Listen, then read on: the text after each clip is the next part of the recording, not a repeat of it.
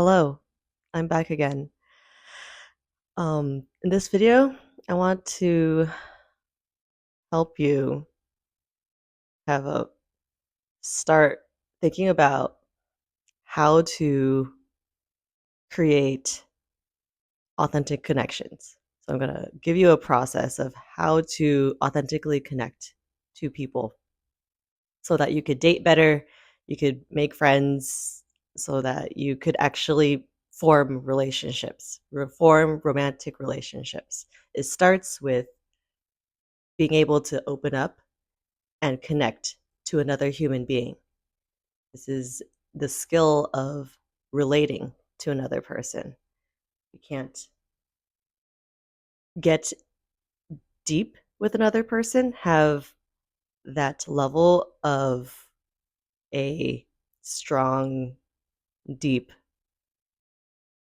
connection, like a bond, especially the type of connection that you want with a romantic partner, like a long term, serious romantic partner. You cannot have that type of relationship unless you learn the skill of opening up, authentically connecting to them. So, how do we do this? We have to know ourselves and let the other person see us. And we have to have the curiosity to want to learn about them. Like this thing that we want, this relationship.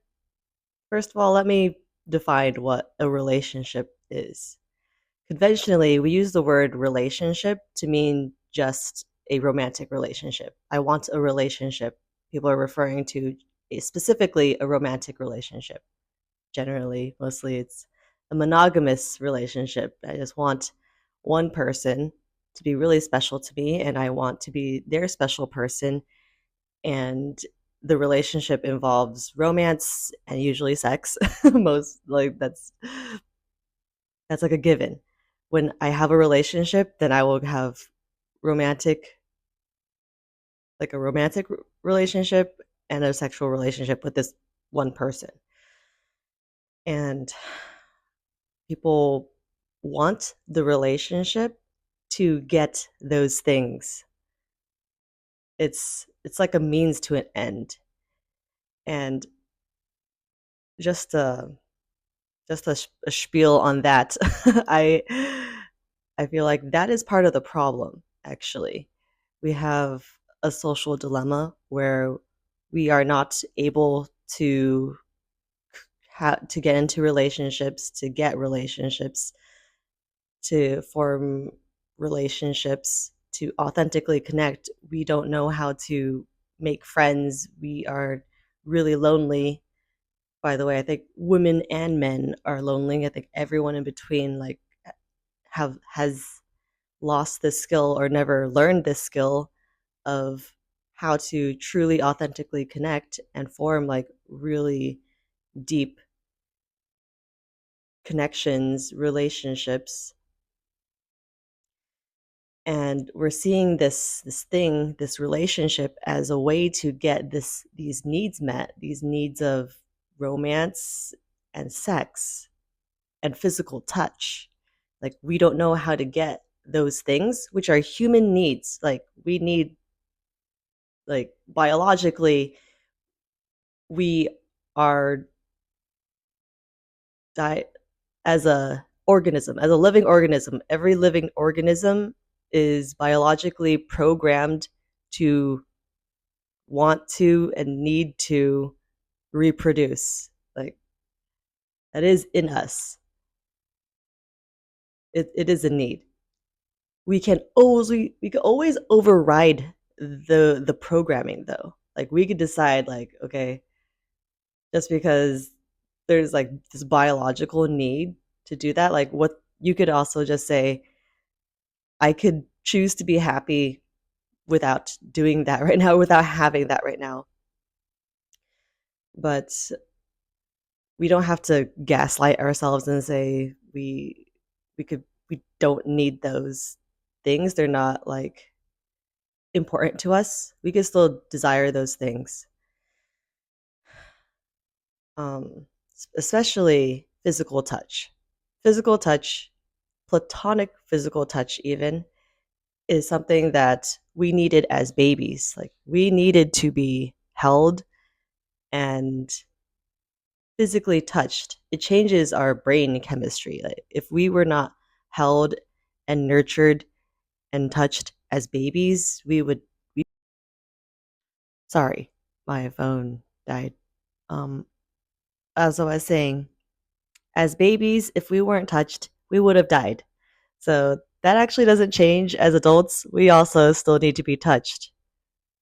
Um, but that's like something that is not really in the culture, and we only see like the only like acceptable way of being touched, being in physical intimacy with people is when you're in like a committed, serious relationship. That's the only time it's socially acceptable to receive sex also. And these are part of the problems. Like, there's only one solution to this normal human need. So it's just really normal and natural to just need to be touched, let alone just like wanting to be touched and getting the need of sex. And that makes people really needy for this thing, this specific solution, the relationship, when we when we only have one solution for this very ubiquitous problem, like, and the fact that it's not really spoken about candidly, it's kind of taboo to just speak about wanting sex and wanting to be touched. Like, we don't really talk about these things. Like, there's only one solution. You get into a relationship, you get a boyfriend, or you get a boyfriend or a girlfriend, and then you could get all those things. It's like understood, or it's not even understood. It's like part of that package. Like, we don't want to say that I just want to have sex. I just want someone to hold me. I want someone to hold. Like, I want someone to touch. Like, we don't say it like that. It's like weird and creepy, and like we never hear anybody really talk about these things in this way where it's socially acceptable. Like, if you want to have sex, and like you must have to want a relationship. You can't just like want the sex and not want the relationship. Like, the relationship like involves like all these other things that yes, we do want. Generally, we want all the good parts of the relationship. We want the relationship to make us feel good. Um and the quality that's really powerful, I think, that people attach to in a relationship is wanting to feel desired. People want a relationship to feel wanted, to feel loved, to also just not be lonely. They want at least one person, one special person in their life, and they want to feel special to this one person so that they could fulfill this need of not feeling so lonely in themselves. And this this whole thing, this whole way of seeing a relationship, and this problem that so many people are experiencing, like, and only seeing one route to solve this problem is the problem. Like, I want to help people, one, yes, like find, like, be able to create the relationships that you want, and also I want to change the way people see this problem and see that there are other ways to get this need met. Like, the need of the problem of not of wanting a relationship and not being able to have a relationship is a problem, but we also need to see that the problem of not having sex, of wanting sex and not having sex, and wanting touch and not being touched, are separate problems. Like, these are all individual problems that we don't need to lump together with needing a relationship, wanting a relationship. Like, the relationship should not be the only means to the end, should not be the only solution to like not having sex and not being touched. And furthermore, it is not going to solve your problem of feeling lonely. It is not going to solve your problem of feeling incomplete. It will exacerbate any problem that you already have, any feeling of lack that you have within yourself.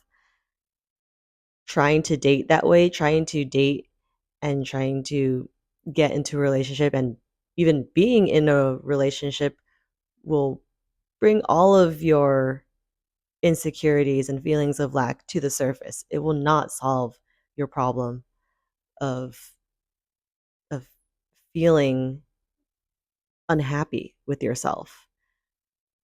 The work is to feel happy with yourself, happy and secure in yourself without a relationship, so that when you do start dating and when you do engage with people, you don't look to them as a solution. You don't look to them to give you what you are looking for, to give you that feeling that you want, to give you this relationship, and hopefully give you the touch that you want, and hopefully give you the sex that you want. There are other ways of getting those needs met, and you might not like the solutions that I'm going to give you, but there are solutions. And I want to put it out there and start changing the narrative, start changing the, like, how people see these things, how people's perception of these things, the whole cultural acceptance of these things, because we deserve to just get these needs met. As humans, we deserve to feel fulfilled and get these needs met outside of a relationship too. Like, the relationship is something that we could aspire to and want, but if the specific need is just, I want to be touched and I want to have sex, like, there's nothing wrong with just wanting those things, and there's nothing wrong with just of wanting the relationship and all, like, the whole package of that. um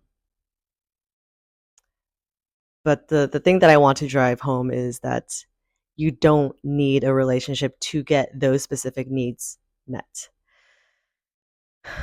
All right, I'm straying really far away from the original topic of this video, and that was to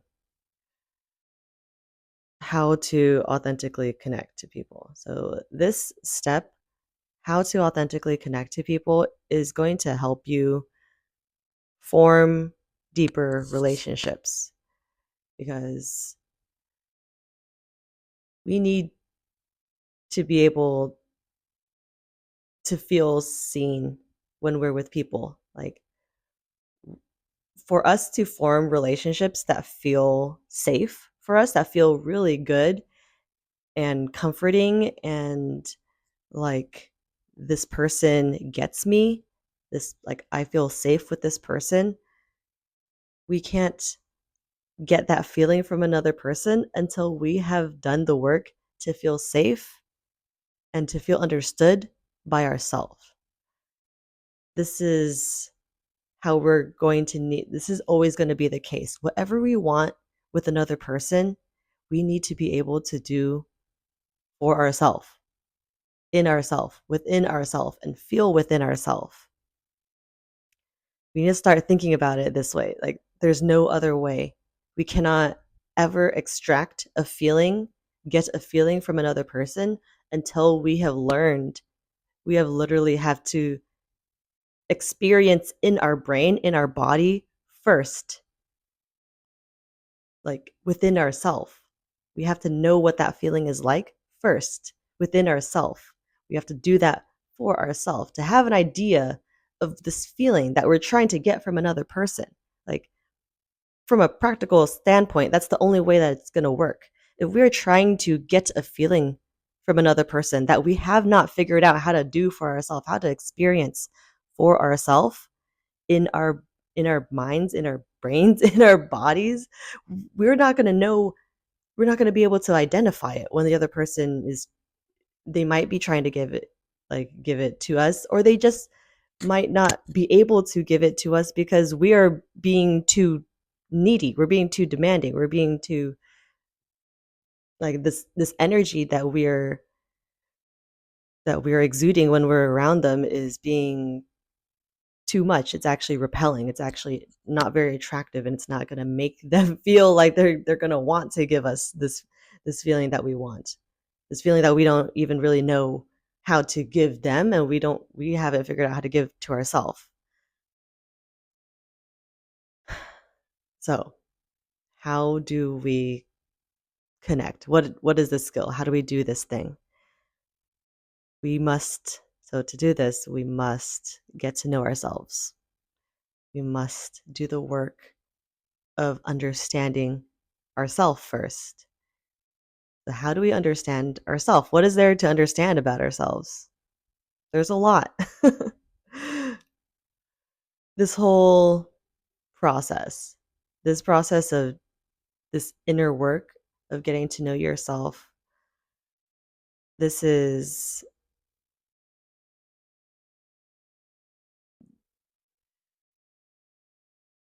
probably the most important work in this whole in in life. If you don't know yourself, you will live your life trying to get other people to tell you who you are, to to validate you, to give you a sense of who you are, if you're good enough, if they like you or not. This and that's exhausting. This is the most important work you could do for yourself, because once you do know yourself, you no longer need other people to tell you who you are and validate you. And you become way more grounded. You become way more powerful as a person when you know yourself. So you have to do the work of figuring out how you feel about things, where you came from, what your values are, what you like, your stance on things, what's your opinion on things, how do you feel about things, what is it that you're actually feeling, and understanding all the things that make you you, and accepting all the things that make you you. So in this process of deep inquiry, of taking a mental audit of what are all the things that make me me, like, this is going to be a long process. You could start by carving out an hour or two of your day to just be with yourself. And it might be helpful to write things out if you're not good at doing mental monologue. I just think to myself, but it's helpful if you've never done this before to write it out. If you're not used to really mentally processing things, writing things out and seeing it using pen and paper, or you could type, but just like getting your thoughts out, getting how you feel out on paper, how you really feel without judgment, without editing, without being afraid of how it's going to be perceived by anyone, without judging yourself or thinking anyone else is going to judge you. The whole point of doing this work of understanding yourself is to be the person for yourself that you want other people to be for you. So I would describe this as parenting yourself and becoming your own best friend. We really need to learn how to be kind to ourselves and to be the only person. If no one else in the world could understand us, at least we understand us. Because the truth is, the inconvenient truth is, maybe no one else in the world will ever truly understand you as a person. Because realistically, how could any other person truly understand exactly to the smallest detail where you came from, who you are, how you became the person that you are today, everything that you have experienced, your upbringing, your environment, your childhood, every choice that you made, every single thing that you experienced, every person in your life shaped you, influenced you, molded you, the society that you grew up in, the culture that you grew up in, the the neighborhood that you grew up, all of these things helped form the unique 1 in 8 billion human being that you are. No one else experienced life exactly like you. Nobody had your upbringing. Nobody else experienced everything and learned everything the way that you did. Not even, even if you have like an identical twin, they are still not you. Only you are you, and only you could know exactly what you've been through and exactly who you are as a person. And you need to own who you are. This is how you form a deep relationship with yourself, really looking at yourself and your life and where you came from and everything that you've experienced, all of the good and all of the bad and all of the mistakes you've made and all the choices that you've made. Like all of those things make you who you are today. And that's what you need to start really thinking about in this process of getting to know yourself, of forming a deeper, more loving relationship with yourself. This is always going to be step one. Like improving your relationship to yourself is always going to improve every other area of your life. You must know yourself, accept yourself, love yourself, and even beyond loving yourself, you must like yourself. You must getting to the point where you could just say, yeah, I like who I am. I like the person that I'm becoming. I'm not you don't have to say that you're perfect or you're where you want to be. You could still aspire to improve aspects of yourself. But you don't want to reject any part of yourself anymore. If you have lived your life being told that certain parts of yourself aren't good enough, certain parts of yourself are bad, and there's certain parts of yourself that you just hate, that you don't like, that you judge. It's probably because someone in your life, in your upbringing, told you that those parts of you aren't worthy of love, made you feel like those parts of you aren't good enough. And then you internalized it. And now you live in a way where you don't like those parts of yourself and you don't want other people to know that you have those parts of yourself. You don't want people to see those parts of yourself. And you aren't seeing those parts of yourself too. And that's part of the problem. Not only the problem of not being able to really genuinely connect in a healthy, secure way that feels good for you and the person that you're engaging with. It's not healthy to live that way and be that way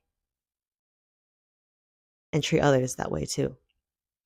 Because if we are oppressing a part of ourselves, it's not a far stretch to be able to judge other people too, oppress other people too, make other people feel bad for things that we haven't accepted about ourselves.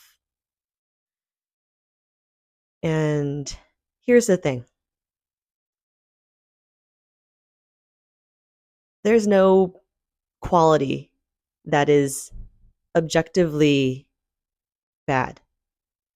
There's no good or bad because everything is contextual, everything depends, everything is cultural, everything is a social construct.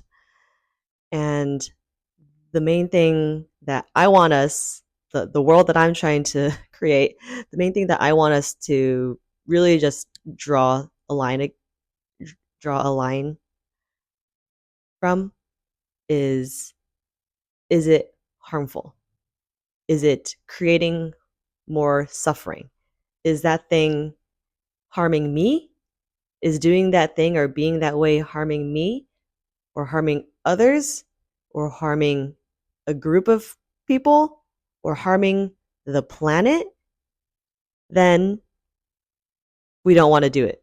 Then we could consider that as bad, or specifically then it's harmful. We don't want to do harmful things. We don't want to create more suffering in the world. So don't do that. And then everything else is fair game. It's neutral. There is no good, like objectively good. Everything is, you could just want to be that way. You decided you wanted to be that way.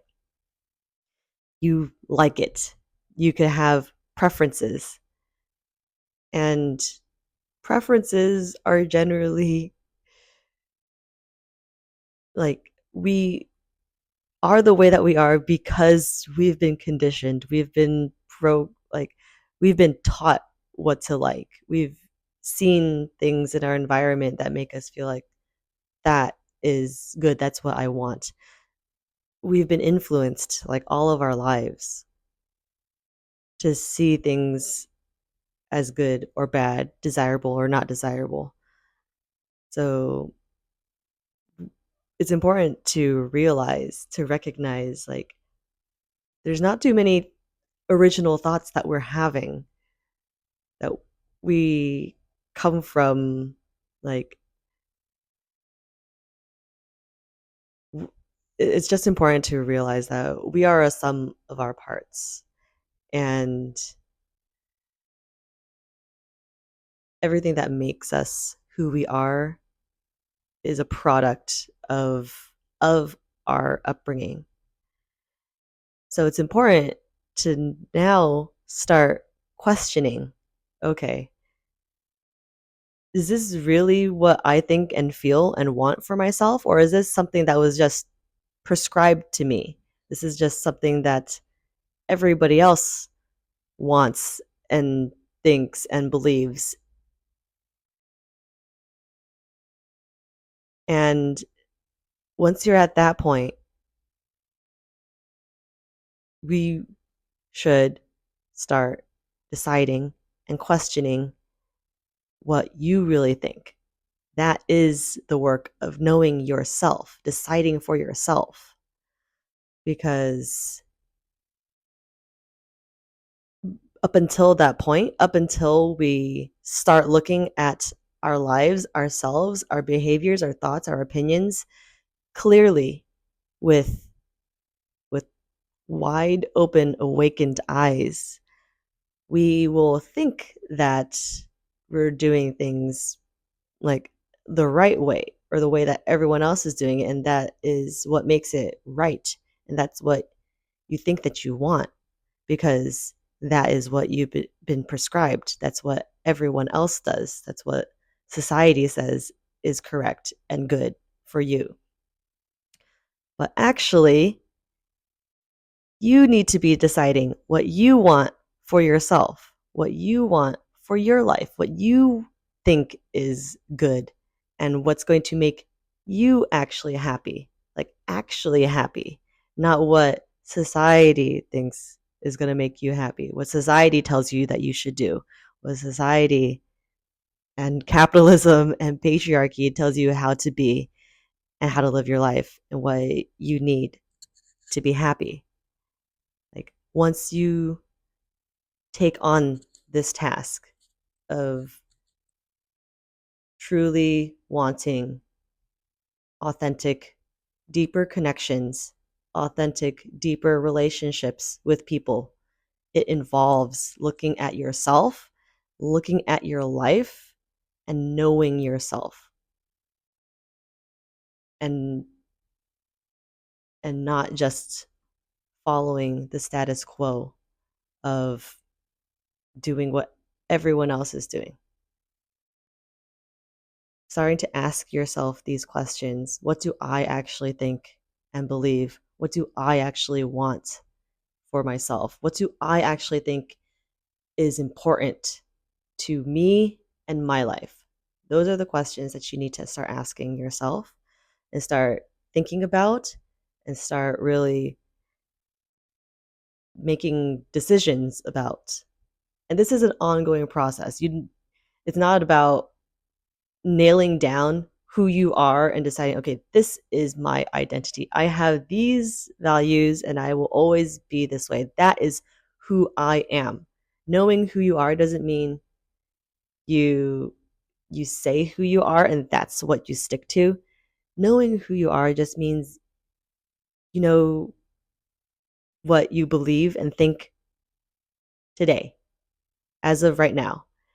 And things will probably change over time. And it's important to recognize that you're always changing every day anyway. Our cells are changing every day. We're taking in new information every day, even if it seems like we're doing the same fucking thing every day. We are aging a little bit every day. We're experiencing the world around us, and that's influencing us every single day. We are changing little by little every day, even if it feels like mentally we're still the same, we're still doing all the same things. You're always changing.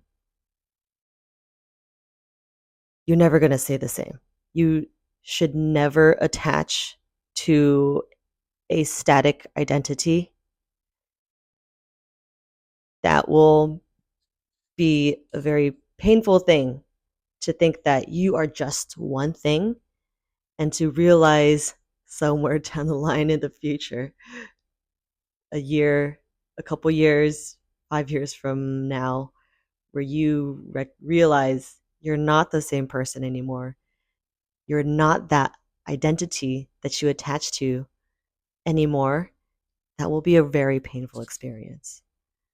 Once we attach to an identity, we want so much to live up to that identity because that makes us feel like we have a sense of self. But don't. I have no other way to discourage you from doing that other than to say, please don't. Because that attaching to anything is going to create suffering. It's going to create this sense of clinging that makes you feel like you have a sense of stability. But we have like the only true like thing that we can rely on. Like the only truth, the only thing that is ever guaranteed is that we're always changing. And there is no security, there is no guarantee other than things are always changing. And there is no certainty. There is no such thing as 100% certainty about anything, even who you think you are and what you think and believe and feel. What you think and believe and feel is just what you think and believe and feel right now. Everything that you think and believe and feel about yourself, you're so much more than that. So that is truly like the wisdom that I want to impart on you. Like through this whole process of getting to know yourself, getting to know how you think and feel, what your opinions are on things, like where you came from, like all of the things that make you you, like what you ended up doing, the school that you went to, your neighborhood, your parents, how your parents treated you, how your friends were, how you were with your friends, all of that could make you feel like, oh, you're just a certain type of person now. You're just you're just this way now. You have like an idea of who you are based off of what other people have told you and your experience. But true, like perspective changing, like life changing perspective that I want everyone to really internalize and know about themselves and about everybody is that we are all things good and all things bad. Doing this work of getting to know ourselves is the work of accepting all parts of ourselves. There's no point in doing this work if you're still going to judge yourself and not like certain parts of yourself. You don't have, so everything that you experience doesn't have to be something that you're happy about. Like a lot of us experience extremely painful, fucked up things, and that's helped shape us to be the person that we are today. But a lot of those times, if we're experiencing those things as children, we those things were just fucked up. And accepting ourselves for who we are doesn't mean we're accepting that those the things that happened to us were okay. We're not saying that what happened and what people did to us was okay in this process of accepting ourselves. We could accept that that's just where we came from. That's just informs who we are today. But that doesn't mean we're like that in the shitty things that happened to us was okay.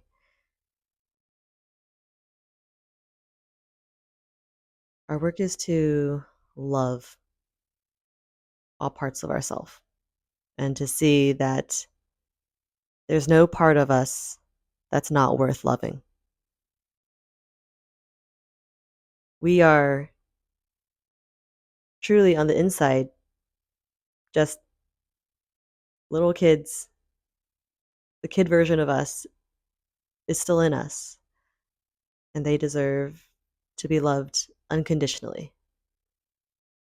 We're just little kids in adult bodies. We're still running on the same habits and thought patterns that we learned as kids, as people who are growing up and experiencing scary and difficult things, and we needed to learn a way of being that helped us stay safe, that helped us during that time to feel like we were getting our needs met at that time.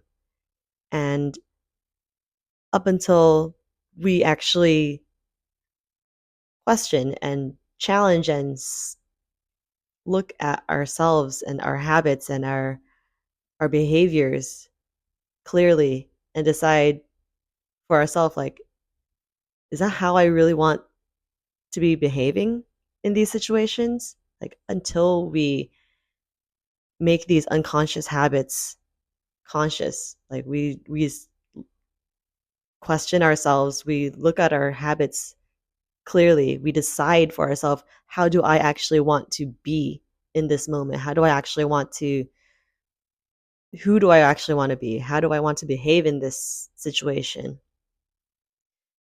We will react unconsciously. We will react subconsciously. We will just knee jerk react to the things in our environment because that's just how we've always done it.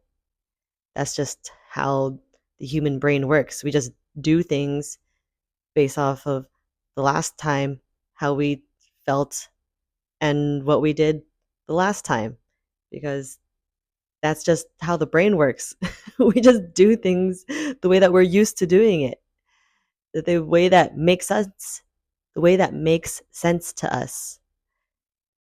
And it's so important if you want to be like a person who has a better control of your life, who's happier with yourself, has better relationships with yourself and with other people. Like, this is to help you just have a better quality of life. This is to help you feel more at peace with yourself, to feel less trapped, like less at the mercy of your emotional reactions and of like needing things from other people and not being able to control other people and not being able to get these things, these feelings from other people. Like, this work is to truly help you be free of needing those things from other people. Once you learn how to know yourself and fulfill yourself and cultivate those feelings that you want from others within yourself.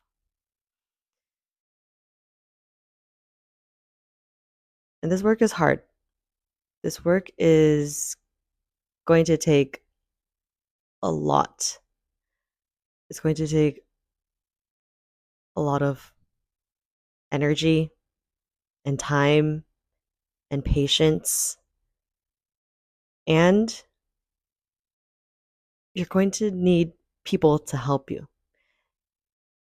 Here's the thing that I want to share about this whole thing, that I have this experience. I come from a really specific background that makes things easier for me. I recognize that I had a really privileged upbringing. So it made it a lot easier for me to create relationships show up authentically, have people know me and see me, like do the work of seeing myself and then being able to expose myself to others. Like, I had an upbringing where I was loved unconditionally. I was shown and given unconditional love as a child. Growing up, my childhood was very safe. And that is a privilege. That is not a common experience. And for most people who didn't experience like absolute unconditional love, absolute safety, like your nervous system is built different. You are going to not feel as safe in your own body if you were taught and shown, and your experience was that you were not unconditionally loved, unconditionally lovable. There are parts of you that you need to hide. There are parts of you that are actually bad. You were taught that. If you were taught that as a child, it takes a lot of energy to unlearn that as an adult. And it's going to be hard, but it's not impossible. So this is the work. I want to help. I truly want to help people who didn't experience like this this absolutely essential human feeling, this human experience of knowing and feeling that you are absolutely deserving of love unconditionally. You deserve to be accepted and to feel safe and that you belong, like regardless of anything, of needing to do anything, of needing to be a certain way, of showing up or doing anything, of making a certain amount of money or having a certain job or looking a certain way or not, or of doing this or doing that. Like none of that needs to happen. You don't need to change a single thing about yourself to be loved, to be deserving of love, to love yourself. You don't need to change a single thing about yourself. You were born worthy of being loved. You were born worthy of being safe, of being loved for exactly who you are. A baby has no other inherent value other than the fact that it's alive and it's a baby. It's a human being. It's precious because it's alive and it's a human being. And that, and you as an adult, your inherent value isn't is the same. It's was always there. It's never in question. You're alive. You're a human being. You deserve unconditional love. You deserve to be protected and cherished like a baby. Like babies are all deserving of being protected and loved and cared for because they're alive. And I need you to recognize that no matter where you came from, no matter what you experienced, no matter what mistakes you've made, they're all worthy of having compassion for, of being understood, of being accepted, of being forgiven, for being loved. You deserve to love all parts of yourself that you don't like, all parts of yourself that other people have told you aren't worth loving. You deserve to love all of those parts of yourself, to see that maybe they aren't great qualities, maybe they were mistakes that you're really ashamed of, and maybe you did do some things that you're not proud of. Maybe you did hurt people. We've all hurt people. We've all hurt people that we truly loved. We've all disappointed people that we didn't want to disappoint. We've all made mistakes that we're ashamed of and wish we didn't make. But that doesn't mean that we're bad people. It just means that we're human and we make mistakes and we're not perfect. No one is perfect. There is no perfect person that didn't do bad things, didn't do shitty things that were hurtful and harmful in some way, we still deserve to have compassion for those parts of us. We didn't know what we didn't know at the time, and we're allowed to make mistakes. We are allowed to just be human. Like, the only important part of the self reflection of seeing that we didn't do things the way that we wanted to, or we did things that hurt others, is to just be able to take accountability. This is taking accountability for who you are, where you came from, what you did is part of this work, this extremely long and arduous, difficult work of seeing yourself clearly, knowing yourself, where you came from, who you are, and accepting that you did some fucked up things that you're not proud of, that you're actually really disappointed in. This process is going to take a lot out of you. There will be grief once you are brave enough to see yourself and the life and the person that you didn't have, that you couldn't be up until now. There will be pain. It makes me sad just thinking about it.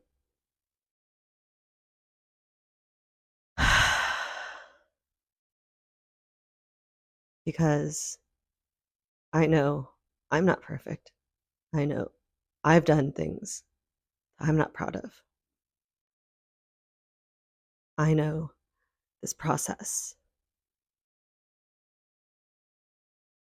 is an ongoing process. We do this.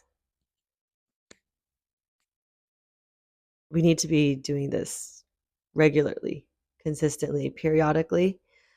Whenever we get stuck or hung up at a stage in our life where we want to change and we are feeling like there's this deep dissatisfaction with where we are and who we are and what our life looks like. This process of taking a mental inventory of how do I feel? What's going on with me? What's going on with me right now? Where is this coming from? Where are these feelings coming from? Why am I feeling this way right now? Once you start asking yourself those questions and being brave enough to really answer those questions honestly, you will always be faced with some really inconvenient, uncomfortable truth about yourself and how you played a role in your own life and your own pain and your own dissatisfaction with where you are and who you are in this moment. And that is a really, really painful, uncomfortable experience, but it's necessary. Knowing who you are and doing this work of loving yourself through it will involve having infinite self compassion and infinite forgiveness. So I'm trying to give you like all of the skills. I'm trying to like give you everything that's required, like the cognitively, like these are the points that you need to be able to do and give for yourself. Remember And keep in mind, as you are moving through this process, and this is going to take a lot of time, but the whole point of this this gargantuan task of getting to know yourself and improving your relationship with yourself, point of it is so that you feel good in your own skin, in your own body, that you love yourself unconditionally, that you see yourself. You see yourself in your wholeness, in knowing that you are both good and bad. All of the shit that you've been through and all the good things that you've been through and experienced and have done, those all of those things belong. You must do this work of feeling the sense of belonging in your own self, in your own being, in your own body. This is the most important first step to creating better relationships in your life with other people. Once you know yourself, once you have accepted all of these parts of yourself, all of the good and all of the bad, you no longer feel the need to reject any part of yourself. There is no part of yourself that is unlovable. It is just a part of you. It happened. It's a part of you. It's in the past. You learned from it. You could always learn from anything. This is the growth mindset that is just going to help you move through and let go of shame so much faster if you could just accept that everything happens.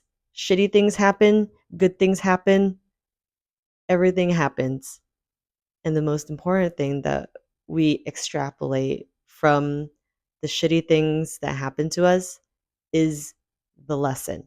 There is always something to learn from shitty things that happen to us or shitty things that we have done that we aren't proud of. Like, what did we learn from it? How can we become better people from having experienced this thing? The work is to let go of your pain, let go of the sense of there are parts of us that aren't lovable, parts of us that are bad. Like all of the stories, the narrative, the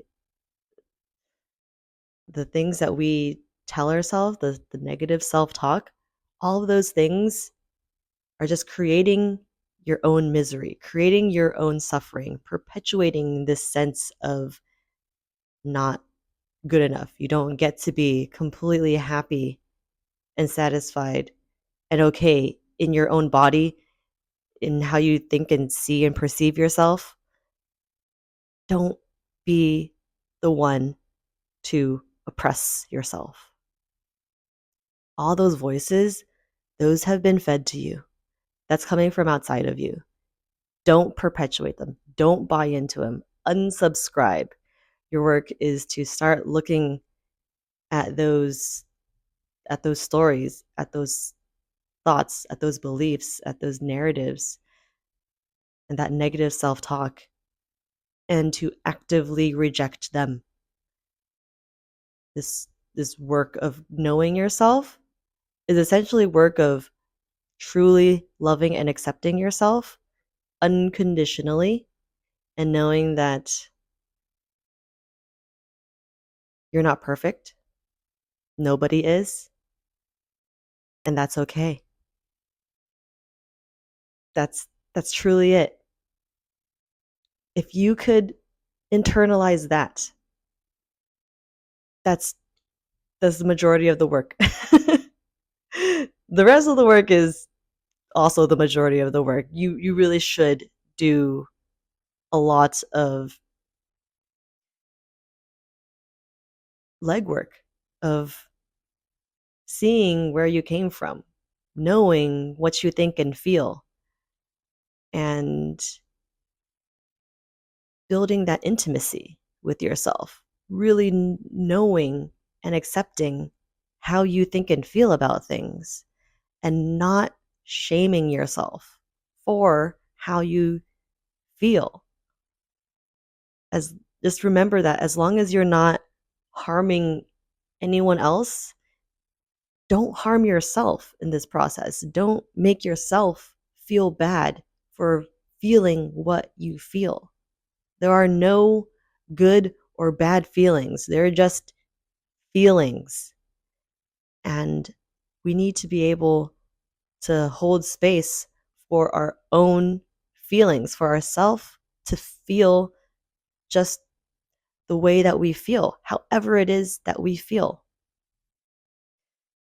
So, this whole video of trying to teach you how to authentically connect to people, I essentially tried to go deep into explaining how to get to know yourself.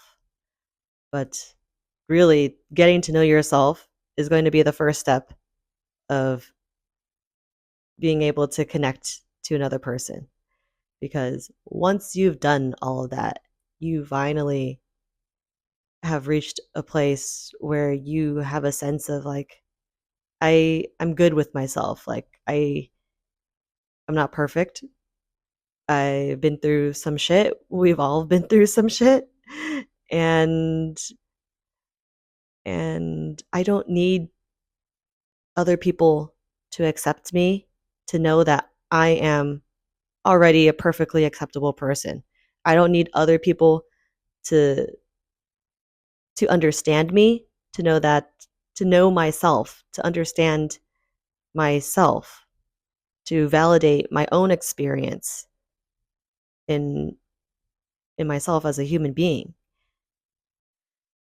Like, once you have done that work to truly see yourself, to know yourself, to see all the good and the bad, and accept all of that, to embrace all of that, to be able to be okay with all of that, and the next step is to actually like yourself. The most like that is like the most underrated part of this whole process. Loving yourself. We all heard about loving yourself unconditionally, embracing yourself, just like being good with yourself. But the part of actually liking yourself, liking who you are, liking how you are as a person, your traits, your qualities, your behaviors, like your personality, what makes you you, your style, your like how you treat people, like liking who you are is going to be the next like super important thing that you work on, that's going to help you feel even more secure as a person when you're in front of another person trying to connect to them. It'll only help you once you could say, I like who I am. I'm not perfect. I have my flaws, but I've also done I've come a long way. I've done a lot of work on myself. I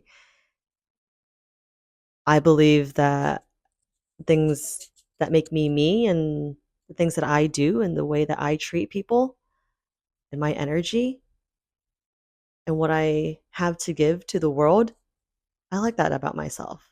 I'm proud of that. Like, those are the things that are going to help you feel grounded and secure in yourself, so that when you are in front of another person, you're going to be okay with just showing them who you are, just being yourself, not needing anything from them, just sharing who you are, sharing where you came from, sharing your story, sharing your true thoughts and beliefs and feelings with them. It's going to be a million times easier to just share these things about yourself after you've done all of this work on yourself to get to know yourself, to feel comfortable with yourself, to really love, unconditionally love and accept yourself. That when you're finally in front of another person, you're dating, you're getting to know, you're in front of a stranger, you're during that date, your one task, you only have one task when you're dating, and that is to get to know this person and have them get to know you. I guess that's two things. So that's that's really what you're trying to do on a date. Your date the date is not to try to get the other person to like you so that they could give you this feeling of making you feel good about yourself and so that they could hopefully give you a relationship so that you could get your needs met. That's not what we want to be doing in dates. That we do not want to be dating that way. I'll make an entirely different video on how we need to be dating differently, but your main focus on a date should be getting the other person to get to know you, to see you, and you should be trying to get to know them. And again, like the reason why we do all this work to get to know ourselves is so that it becomes so much easier and so much more just natural and comfortable to show yourself to them and talk about yourself because you've done so much work to really get to know you, know yourself, and like yourself.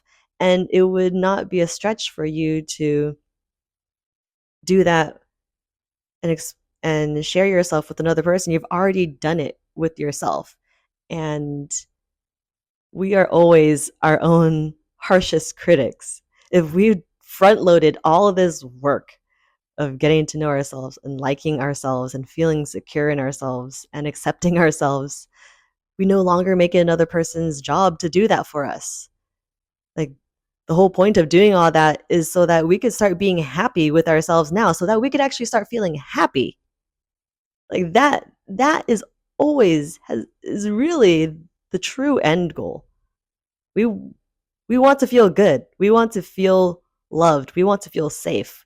We want to feel like we belong. And we think that a relationship is going to give that to us. But actually, if we do that for ourselves first, we don't make it the other person's job to do that for us anymore. And our and then dating becomes a whole lot more chill and a whole lot more comfortable. Like it's not as stressful for you or for the other person. You are no longer trying to perform to make them like you so that they could give you this feeling that you're trying to get. And that's the only way to have healthy, safe relationships, like connections where you aren't hiding a part of yourself or trying to be a certain way just so that you could get the other person to like you. Authentically connecting means you are being just you. You're showing who you truly are on the inside to them, and they're able to see you for who you truly are. And when they could truly see you, they get to decide, do they like who you really are? And they get to decide if they do or they don't. Like, we have to be okay with them, whatever it is that they feel, whatever it is that they think, and their choice. But if we've already done the work of liking ourselves and accepting ourselves, we don't need them to like us or choose us. We've already chosen ourselves. Them not choosing us is no longer a source of of like great pain and like rejection isn't as painful when you don't reject yourself. If you reject parts of yourself and someone else doesn't choose you, that rejection validates that sense of rejection that you already have within yourself. But if you've done the work of accepting all parts of yourself, when somebody doesn't choose you, you could see it as, oh, they're just choosing they didn't choose me. Like I'm not their person. I'm not their preference. But you choose yourself. You already know and like yourself. You've accepted yourself. There's no part of you that you have rejected. You don't take it that personally. People could just like you or not like you. It becomes a whole lot more chill. Okay, has become a very, very long video and podcast. So I'm gonna end this one now. I hope this was helpful to you. It was really, really dense. I'm gonna try to make shorter videos that go into a lot of these concepts and um, philosophies and like things with in more detail. I'll make more how-to videos of how to do these things more specifically. But yeah, if you have any questions, comment, and I would love to help you with whatever it is that you need help with. And yeah, I'll be back soon. Bye. Until next time.